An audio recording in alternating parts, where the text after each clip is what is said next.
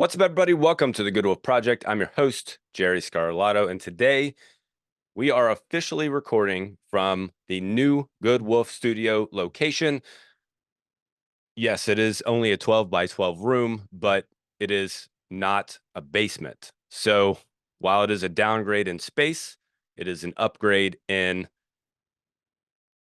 legitimacy. I don't know, maybe that's what I tell myself, but very exciting. It is an absolute mess. There's boxes laying everywhere. There's wires hanging off the desk. There's just stuff everywhere still. So I'm pretending to ignore it while I'm recording this because I need to get this done before I move on and get this place cleaned up because I need to get something on the books. As you've probably been able to tell, if you're a regular listener, if you're not, welcome. Make sure that you go and review real quick. You can give us up to a 5-star review, by the way, on Spotify or Apple or whatever else you listen to. The more reviews we get, the more people we reach. So thank you for doing that. At any rate, if you're a regular listener, you realize that the last couple of episodes, we've had some replays, which have been super exciting. We did a replay of one of our pack members from Thriveology when I owned the studio back in the day. Elaine, she is one of the most profound people that I personally know. I trained her for, 10, 12 years, something like that. We still go ruck together pretty often. So I get to see her often and talk to her. She's very into books and things like that, like I am. So we get along real well. The other one is Bob Schneider. He'll actually end up being on the podcast again here soon. Bob is one of the best problem solvers that I know. He's in real estate and real estate investing. One of the best problem solvers that I know. So I know that you guys enjoyed that episode. At any rate, that's why those replays were up, because I was in the process of transitioning spaces and nothing was set up. So next week, maybe we may have some replays next week as well. I'm trying to pin down some interviews as we speak, so we'll see how that goes.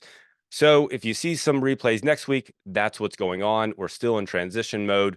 I appreciate you guys being patient about it, but that's what happens whenever you make a transition. That's what happens whenever, you know, whenever you change something in your life, especially something relatively big, like moving a studio, moving a podcast studio, moving into a business space, if you will. And that's actually what I want to talk about today, is why so many people don't do those kinds of things, don't make those kinds of transitions, don't make significant change in their life because of a small thing called frustration tolerance. Most people have a low frustration tolerance to backlash, if you will. There's a lot of things that happened during this transition that I, of course, didn't plan on happening. I wanted things to go a certain way. I planned on things going a certain way, and those things did not go the way that I had planned. And if I was ignorant enough to think that they were going to go perfect, then that's on me. I'll get into that story a little more here in a second. But first, I want to nail down what frustration tolerance is so that we can really understand it. So most people have a low frustration tolerance, meaning when they start to get frustrated, they start to get it happens quick, and it happens on small things. And as those small things add up, they add up quick. And when they add up, we tend to react more than we respond. And that's how so many people either end up slowing down on a journey or quitting on a journey, is because you're doing something and then you start hitting some obstacles, and some of them are kind of small, and those small ones kind of add up, and you get frustrated about it, and you're like, huh, well, I'm just going to take a break for a little bit because I don't know, things just aren't going my way. And then you try again and you start going again, and then you hit more frustration, and this time you quit. You're like, well, forget it. Now's not the time. I'll wait until next year to get started again because it just doesn't seem like things are going my way. Whatever excuse you want to use to convince yourself that things aren't working out. But it's being able to push through those frustrations that makes something possible, that makes change possible. Now, that's not the only thing. There's, of course, all kinds of things going on, and that's what we've talked about, and that's what we'll continue to talk about on the Good Wolf Project. That's why we're here, is to feed our good wolf, to feed the side of ourselves, and we have to do it constantly. And this is one thing, one part of that to be aware of, to be aware of. So we want to be able to pay attention to the things that are frustrating us so that we're not blowing things out of proportion and causing small things to get in the way of our progress. Because when small things get in the way of progress, if a big thing pops up, then we're really screwed. We're really screwed because a big thing is a big thing. It requires lots of thinking, lots of effort, lots of moving things around. And that's those big things come up too. They come up more often than we like to think. So I'll give you my experience over the last week transitioning from where I was to this space so that you can understand what I'm talking about. And I unpacked some of this on my Instagram story over the last couple of days. So you're welcome to go there and check it out if it's still there. If you're not following me on Instagram, you can go do that too. It's at Jerry Scarlato. Nonetheless, so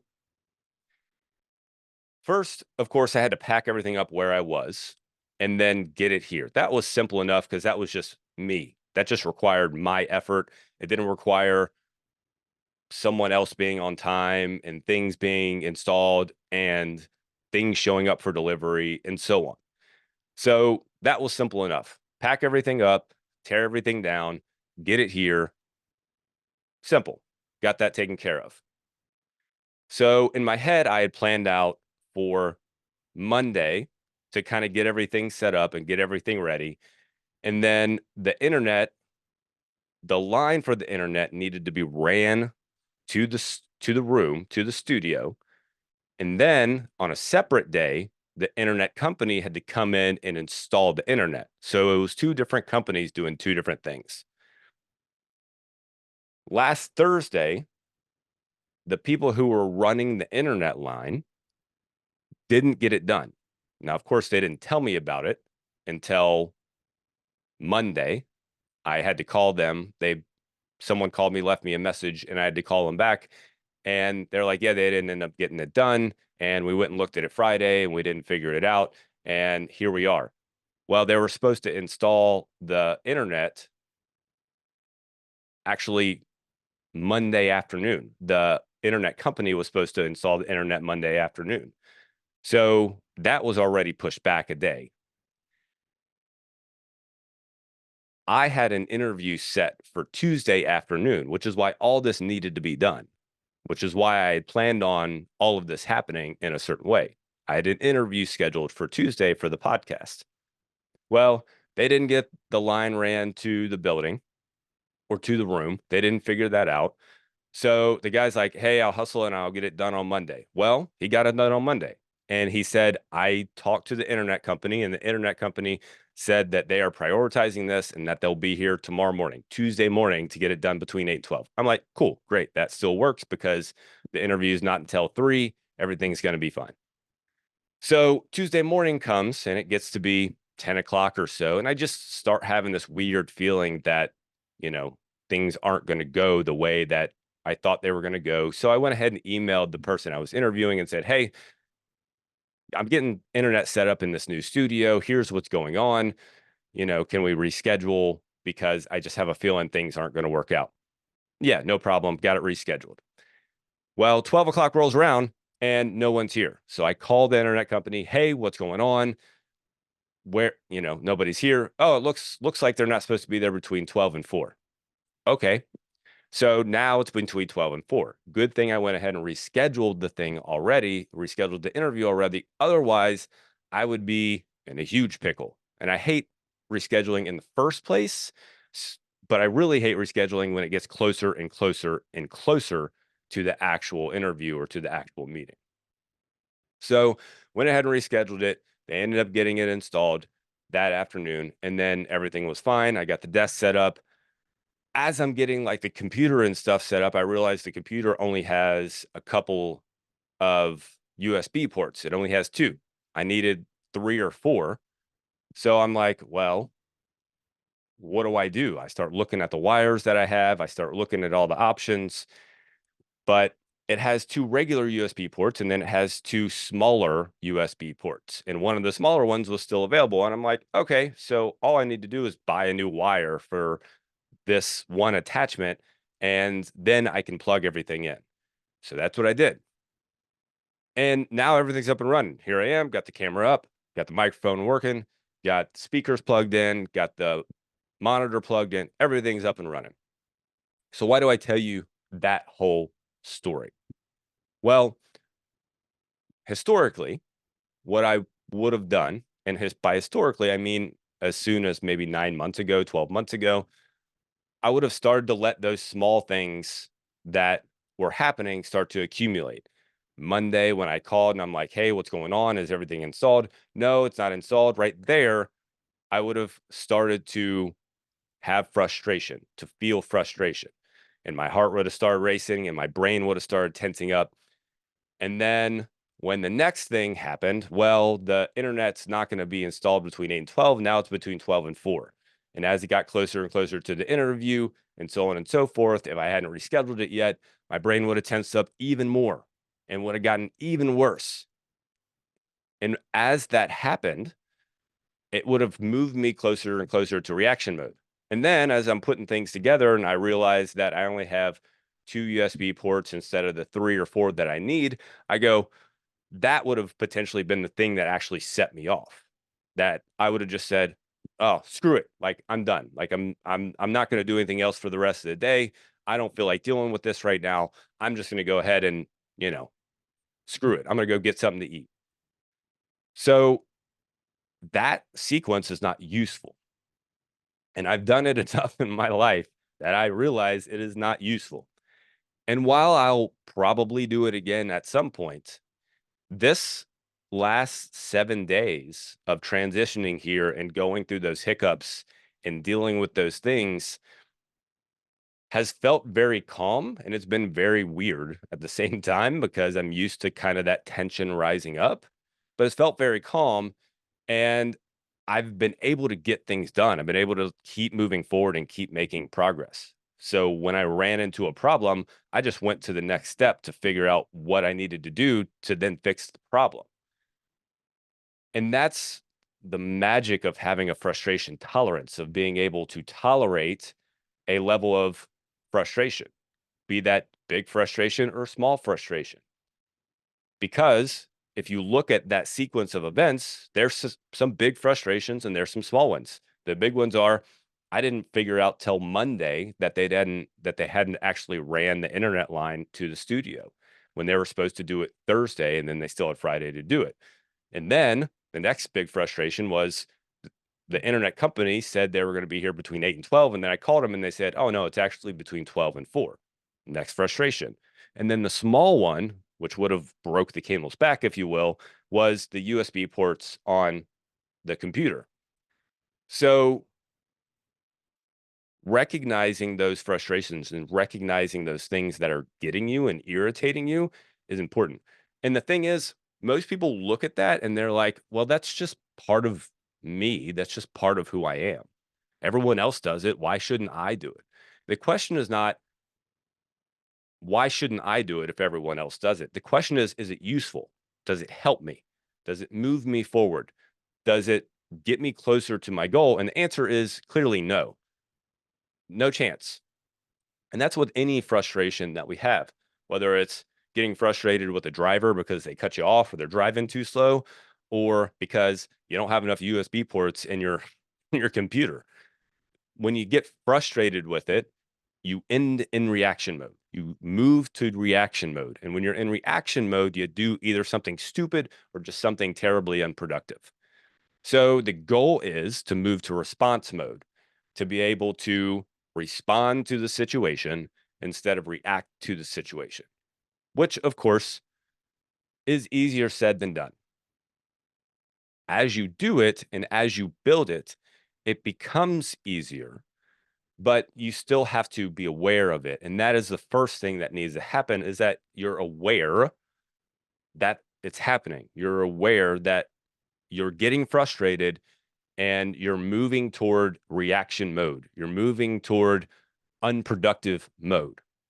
Because, like I said, when we get there, it's not productive. Most of what we do at that point is not going to be useful for the task we're trying to complete or the goal we're trying to move toward. So that's step one, is being aware of it. Remember, unless you make the unconscious conscious, it will dictate your life and you will call it fate. That is so important to understand. So be aware that you are getting frustrated, no matter how big or small the thing is. Recognize that a previous frustration can build to the next frustration. So, going back to my story, when I found out on Monday that the internet wasn't ran to the room in the first place, that could have been the first frustration. And then the next one, the internet company not actually showing up between 8 and 12, really showing up between 12 and 4, was the next frustration, which would have compounded on that first one. And then the third one would have been the USB ports, not being enough USB ports. And that compounding would have led to me then reacting to the USB port issue. Whereas if I could have let each one of those go, which I was able to do, if I let each one of those go in sequence, then that third one is just a different problem instead of all of those problems running together. So here's a real life example for you, which has happened to me too. Again, if you're driving, let's say you're driving to work, or worse, you're driving home from work and you get frustrated with somebody in front of you, and you get pissed off at them, and you get home and you get out of the car and you walk in and your spouse is there and they say something to you, and it's not anything bad or terrible. It's just something that is it something that requires you to think, but you're just not in thinking mode, you're in reaction mode. They say something to you and you snap on them. Well, this frustration over here that you had on the way home, that's what caused your issue, your snap to your spouse. That's what caused that. Even though that was a little bit of a frustration because it required a little bit of a thinking, that small frustration caused you to snap at your spouse, the person that you presumably love and care about, because you got pissed off at a stranger that you'll probably never see again. So, breaking those things apart so that you don't let them stack on top of each other is also important. And here's how you do that part. So when we get frustrated at a thing, we are in we are problem focused. In other words, we're focused on the problem. So if I were to have focused Monday on the problem that the internet wasn't there, and that's the only thing that I focused on, I'm not doing anything but just thinking about that. I'm not taking the next step. I'm not moving to the next action. I'm just thinking about the problem. Oh, this problem sucks. Yeah. And then the next one pops up. Well, the internet doesn't show up. They don't show up between 8 and 12. They show up between 12 and 4 instead. And I have to call them. The next one pops up and I go, oh, this problem sucks. Yep. And so that's what we are. We are focused on the problem. And when you focus on the problem, you're not in action mode, you're in reaction mode. You're stopped instead of start. You're staying still instead of moving forward. And presumably we want to move forward. Presumably we want to live a happy, fulfilled life for the most part. If not, at least be calm and collected. And if that's the case, then we need to be solution focused instead of problem focused, or switch to solution focused instead of problem focused. Because initially you're going to be problem focused because the problem is what you're encountered with. You're encountered with the problem and you're going to go, well, bam, there's a problem. But then the quicker you can switch to solution focused, then you get yourself out of frustration and you actually get yourself into action. You actually get yourself back into moving into a direction. That's important to recognize. That's important to be aware of. When you translate, when you transition, not translate, when you transition from focusing on the problem to focusing on the solution to the problem, then you can get back into action and you can start moving forward again. That's why you're getting frustrated, because you feel like you're being impeded. You feel like something's stopping you. You feel like you have to put some effort into something, which you do. This is life. That's what happens. So switching your focus from, oh, this problem sucks, to, oh, this problem sucks. And what do I need to do to actually figure it out? What do I need to do next to figure it out? So for me, Monday, when I figured out that they hadn't ran the line, I asked them, okay, well, what's the problem? Why can't you get to the room? Why you having a problem? Well, the owner of the building said blah blah blah, and we can't get into the basement or whatever. I'm like, okay, well, let me call him. Let me see what I can do if I can get into the basement, and I'll call you back in 5 minutes. Okay. Called the owner immediately, said, hey, here's what's going on. Yes, they, apparently they had talked to him too, and here's what's going on. What can I do? Well, I'm here. If you want to come here, then we can work it out, and so on and so forth. I'm like, perfect. You're there. So we can get into any room we need to. Called the internet people right back and said, hey, I talked to the owner. Here's what he said. He's there. Can you get there? He's like, yeah, I'll figure out what I can get it done. And they ended up getting it done. So instead of focusing on, oh, I got this big problem that I have to deal with, and it's so inconvenient, and it is keeping me from achieving the thing that I want to do tomorrow, and the plan that I had laid out, and the plan is supposed to go perfect, and so on and so forth. I switched my attention to what I need to do to get it done soon, to get it done now instead of bitch complain about it. And if I'm lucky, get it done in the next 7 days. Because I've been there. I've been there where I just pout about it essentially, and nothing gets done for a couple of days because I'm too busy feeling sorry for myself that something's impeding me. And I know you've been there too. So that transition, changing from problem focused to solution focused, is the simple step that needs to happen when you feel that frustration coming on. And again, it doesn't matter if it's a small frustration or a big one. As a matter of fact, I would tell you the best way to practice this is during those small frustrations, during those small things when, like, you're on your keyboard and suddenly the computer starts acting up. And generally, you would get frustrated at the computer. Well, instead of getting frustrated at the computer, poke on some buttons and see what you can figure out, or shut it down and turn it back on. Like, do whatever you need to do to figure it out. So it's whenever you practice on those small frustrations, actually the bigger frustrations become simpler. They become easier. Not that it's super easy, but it, at a certain point, you start to figure out that your level of frustration is really just gonna push across all levels of frustration or problem, if that makes sense. Meaning, if you get frustrated at a small problem, you're going to get frustrated at a big problem, and it's going to be about at the same level. So if you don't get frustrated at small problems, there's a good chance that the big problems you won't get as frustrated about, because you've trained yourself to move to solution focus instead of problem focus. You've trained yourself to focus on what's the next step that I need to do to move forward, instead of, oh, this sucks. This thing's standing in my way, and whining and bitching and complaining about it. So that is your goal for this week, is to increase your frustration tolerance. Your best way, one of the best ways to test this is driving. People get pissed about driving. I used to be one of them, and I still feel myself do it from time to time. But people get so pissed about driving, and yet you are also part of the problem. You are also in traffic. You are also in somebody else's way. So what are you getting pissed about? So that is a perfect time to work on your frustration tolerance.